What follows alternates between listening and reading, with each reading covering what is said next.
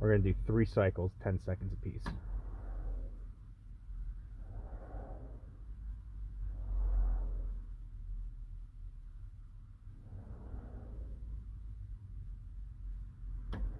Last one.